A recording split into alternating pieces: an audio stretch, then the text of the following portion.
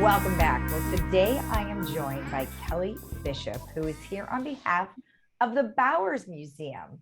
Well, Kelly, I'm so happy to meet you. Thank you for joining us today. Thank you for having me. I'm very happy to be here. You're welcome. Now, very exciting. Bowers is open. You guys have activities going on and you have new exhibits. So I wanted to let our residents know all of the exciting things that are going on. So, but first, just give me a little bit of background about the museum itself.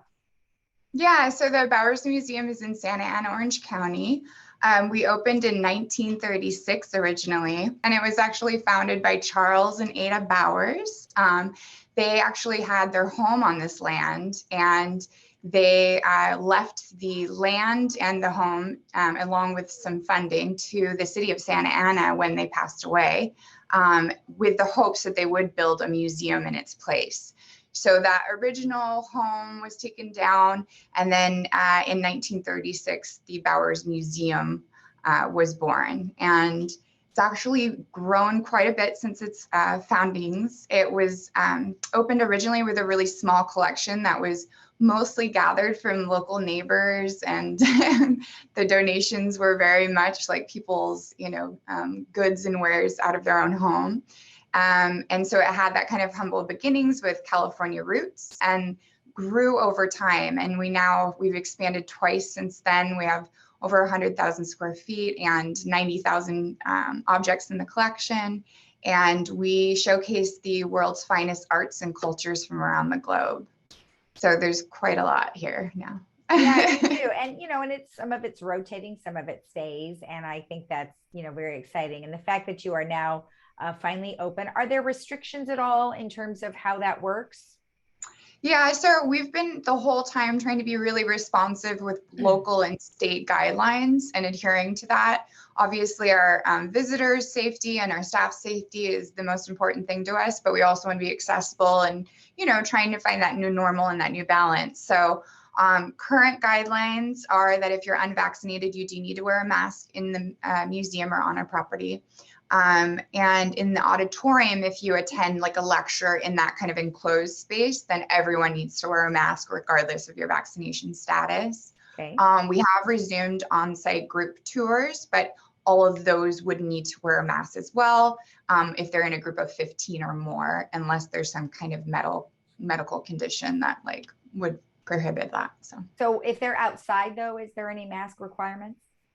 We just keep the unvaccinated folks requesting that they wear masks. Like when they're outside in our beautiful courtyard or in our sculpture garden, it's usually because there's a gathering happening. So for example, this last weekend, we had our first in a year, our first on-site free family festival, Okay. which was amazing. So that was all outside in the courtyard.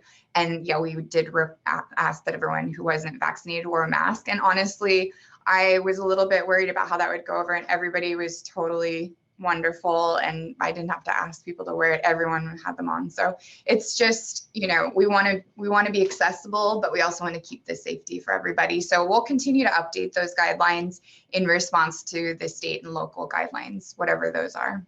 Okay, perfect. So now what is a current exhibit that's happening right now?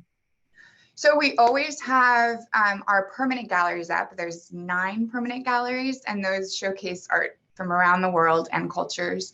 So everything from local California paintings like plein air masterpieces, to ceramics from Mexico, to ancient arts of China and terracotta horses and sculptures. So there's a bunch of different galleries that you can see whenever you come, and that's always free with general admission. Okay. And then, as you said, we rotate through our featured exhibitions. So right now, featured exhibitions include Artistic Legacy, the Anne and Bill Cullen collection.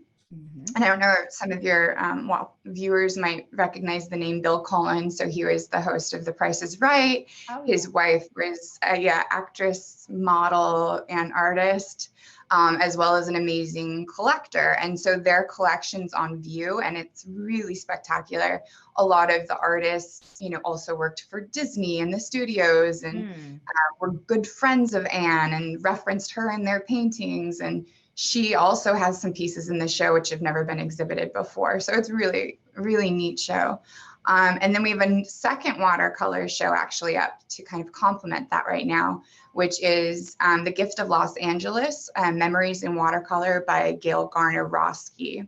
And Gail is the amazing artist, benefactor, just amazing woman. She had an incredible life, whose name is now on the Gail Garner-Roski School of Art at USC. Oh, okay. And she was an artist in her own right, an incredible artist. So the show for her is actually of her own artwork and of a series that she made to kind of commemorate and give love and praise to the city that she held so dear, which is Los Angeles. And Orange County is also kind of wrapped into that. So you will see a Bowers Museum featured painting in there as well. So it's really, it's a nice play off the two to have those kind of two different watercolors where they kind of come from really different styles too. Right, right. Oh, that's awesome. That's great. Now, of course, our community is senior community, and I know you have a couple of senior programs. Can you tell me a little bit about those? Yeah, so we'll just first off, right off the bat, general admission gets a discount for seniors. So 62 and older, it's $12 instead of the normal $15 for general admission. All right. And then our membership also is discounted for seniors. So it's only $40 to become a member for the year.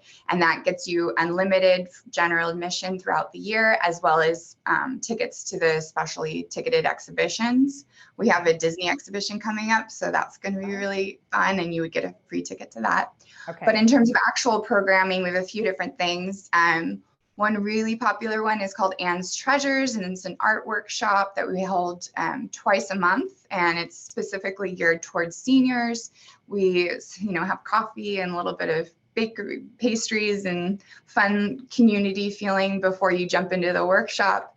And then the workshop is something really easy but hands-on and gets you kind of, inspired and gets your creative juices flowing. And it's really nice. We have a lot of the same folks come regularly, so they get to know each other, and it creates this really nice bond. Mm-hmm.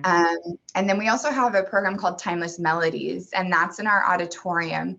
And it's a lecture, but it's music based. So you are hearing the classic songs of, old times, and really feeling like you're having that sense of nostalgia while learning about how the music was made, or the impact it had on the era, or, why it developed the way it did, or you learn little fun facts and tidbits about the actors involved in the musicals, all those different things. So it's a really great. Sounds great.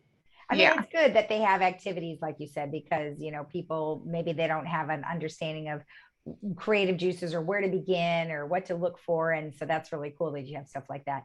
If somebody wanted more information about anything that we discussed, where should they go? Our website is a great place. So it's bowers.org. Yeah, www.bowers.org.